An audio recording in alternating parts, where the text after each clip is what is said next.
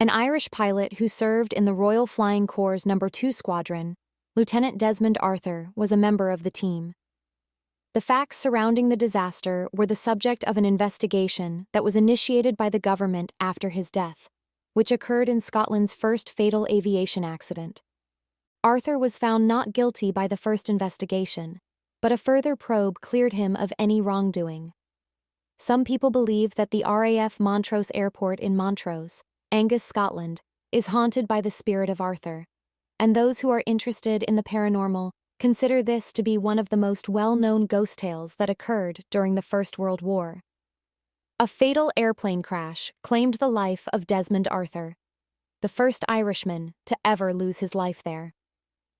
On March 31, 1884, Lieutenant Desmond Lucius Studdart P.P. Arthur was born at O'Brien's Bridge, which is located in County Clare, Ireland.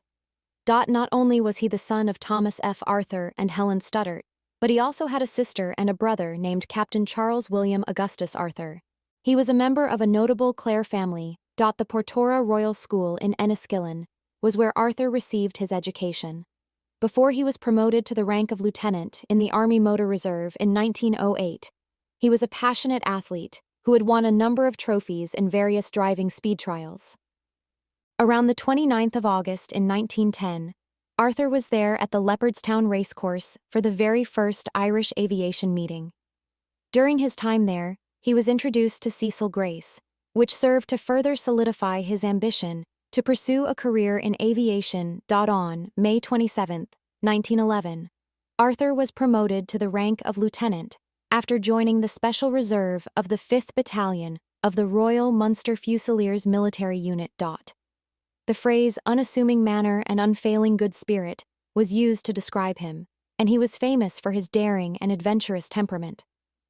Arthur was able to successfully complete his trials, flying a Bristol Prior monoplane at Brooklands on June 18, 1912, which resulted in his receiving his Royal Aero Club certificate, No. 233. On the 17th of April in 1913, he became a member of the Royal Flying Corps' No. 2 Squadron, which was stationed at Montrose. As the first flying training school of its kind in Britain, Montrose Airfield was constructed in 1913 as an operational base for the training of pilots for the Royal Flying Corps.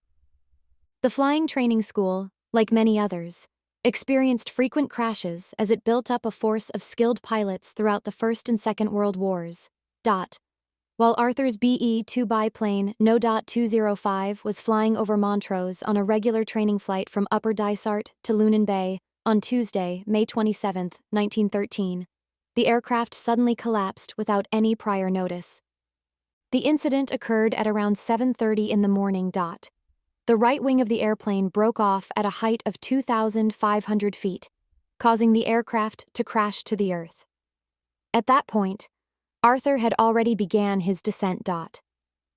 After being ejected from the airplane, Arthur passed away in an instant.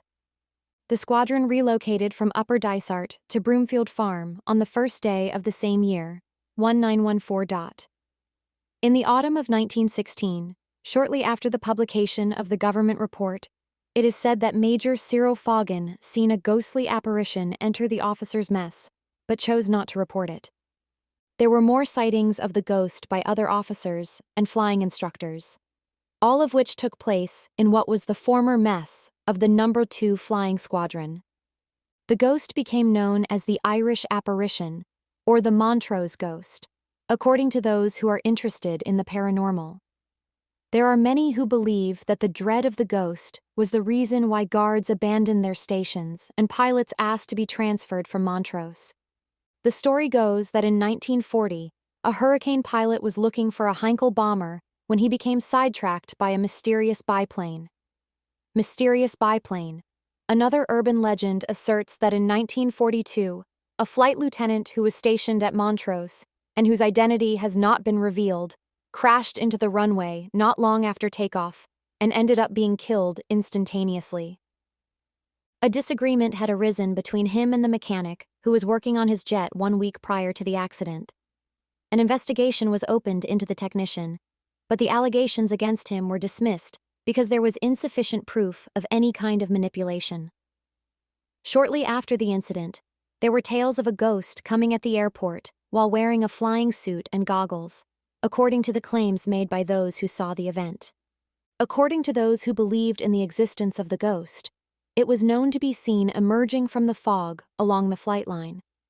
There are additional accusations that fresh cadets were purportedly briefed on the ghost in 1949, when Montrose had become a permanent training station.